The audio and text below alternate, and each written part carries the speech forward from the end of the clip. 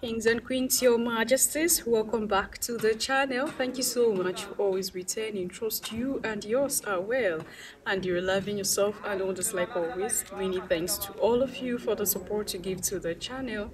Thank you so much to our channel members, to our anonymous supporters, to all of you, my esteemed subscribers. You are loved, celebrated, and appreciated.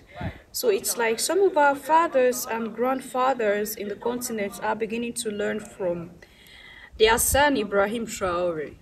Yeah, and that is the joy for me that they learned something. Remember, there was, I think about 2 weeks ago, or maybe 3 weeks ago, I was discussing with you here how the African leaders were invited for a summit in China, and Ibrahim Traore said, no, I'm not going to be there because I need to settle some things in my own country. I won't leave my country in the state it is and then go for a summit in China. He decided and said, no, I'm not coming, but he sent a delegate. So it's like these fathers and grandfathers beginning, maybe they learned something rather. Yeah, our fathers and grandfathers learned something from this young guy. That is to say, Ibrahim Traore is a force you cannot reckon with. Like you do not have a choice. It's like he infects you whether you like it or not. I always say that he always give our leaders, all these are old leaders, assignments.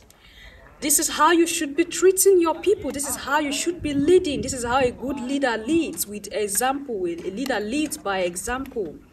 Okay? So they learned something from Ibrahim Traore. All right? So, there is supposed to be the 79th session of the United Nations General Assembly in New York. I think it's ongoing right now, if it's not ended.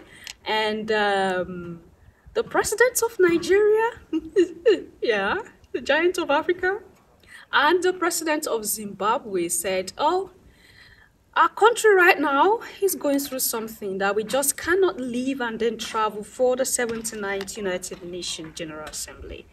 We have to stay back in our country and solve the pressing issue that needs our attention. Does it surprise you that the president of Nigeria said that? Let's listen to this and we'll be right back.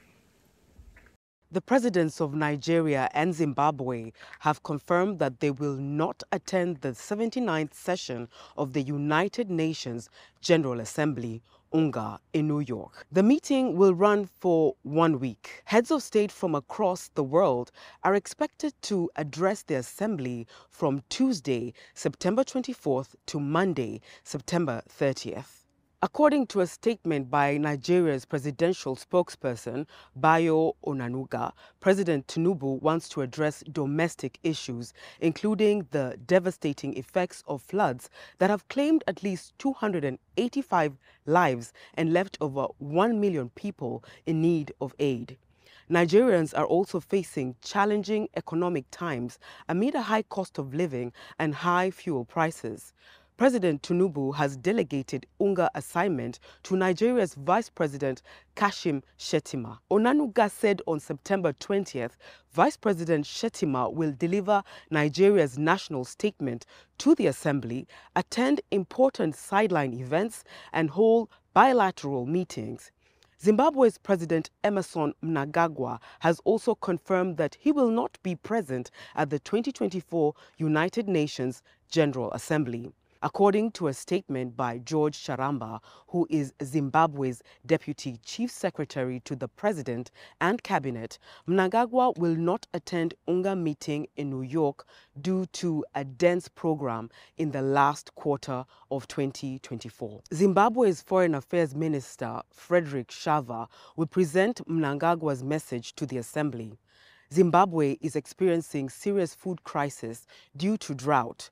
Last week, the government announced plans to cull 200 elephants to feed people in dire need. The United Nations says about 7.6 million Zimbabweans are at risk of acute hunger.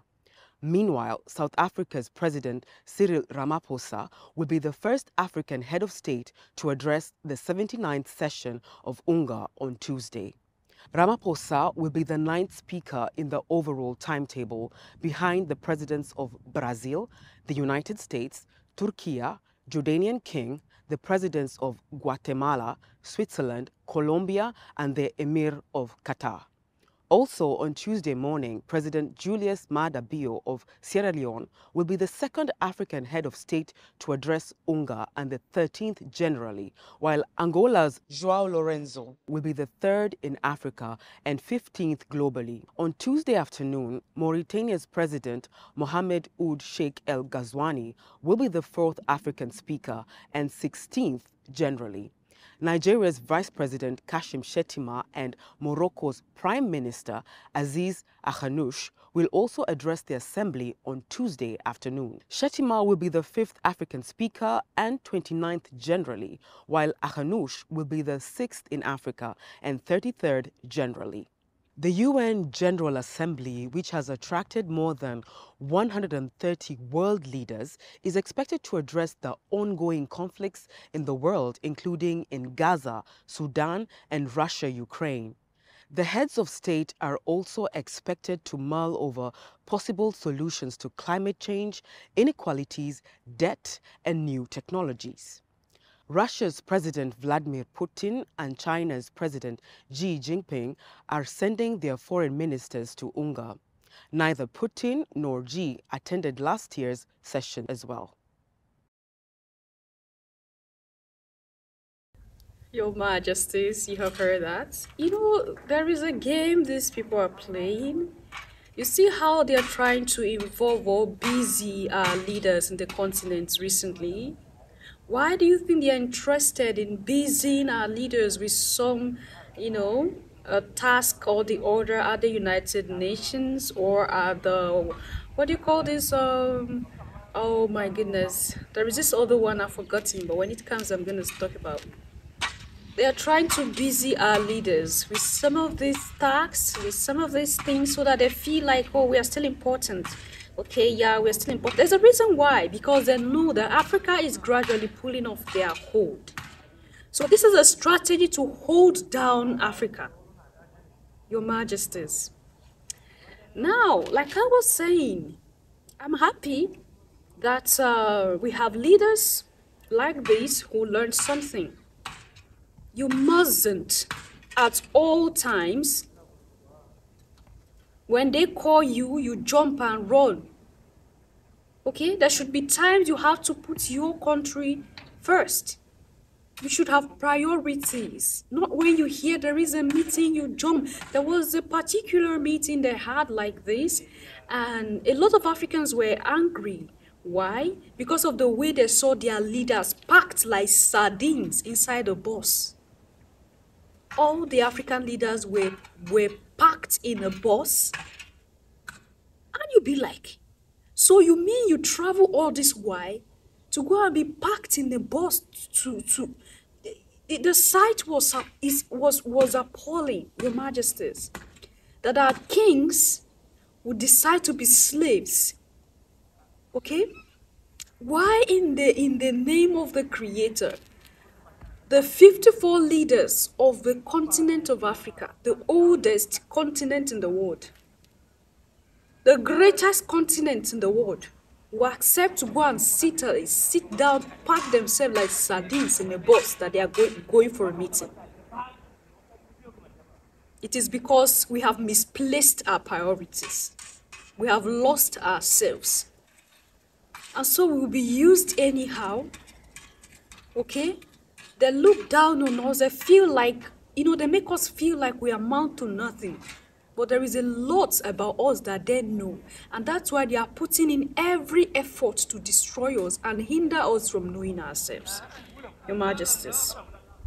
Like I was saying about trying to busy our leaders with some petty positions so that this whole agitation for we want to be free would die down or lie low a little bit. We are not free yet as a continent. If you think the so-called independence you got from 1960 Up until the late 90s, you think it is freedom. It is not freedom. It is just a new phase of enslavement. And we are still slaves. And that is why a news channel like African Stream that give the story of Africa as it is from the African perspective can be closed down, and none of our leaders in the continent will say anything. Like Isa said in that video, every country in the world, every race of people have their own platform where they share their story as it is, from their own perspective. It is only the black people, it is only the African people that do not have something that belongs to them. And the little one that was beginning to gain attention, they decided to close it down, claiming it is pro-Russia. There is no human rights anywhere in the world. Forget this issue of America is a home of human rights or what have you. These are the same people that ganged up against African Stream and closed down the media, the news channel. What are we saying? That we are the only one that got our backs. The high time our leaders begin to prioritize our own affairs, our own problem to any other thing around the world. It is high time that we prioritize our well-being. And that is why I was happy to hear that Jagaba will say, no, I'm not going. I'm going to send my deputy or my vice president. Zimbabwe, oh no, we have something to settle here. I'm going to send my vice president. It is a thing of joy. At least Ibrahim Traore had laid an example. And I just pray and hope that other African leaders would follow suit. Learning to prioritize your people to any other thing in the world is one of the qualities of a good leader, which Ibrahim Traore showed to other African leaders, and they are beginning to pick up. It's a thing of joy, and I felt like sharing this with you, that gradually, slowly but steady, we will get there with this little effort that we try to put in. Give your thoughts and opinion there at the section, and I'll see you in my next one. Until then, love yourself, love others, stay safe, stay positive, always your majesties. Bye for now.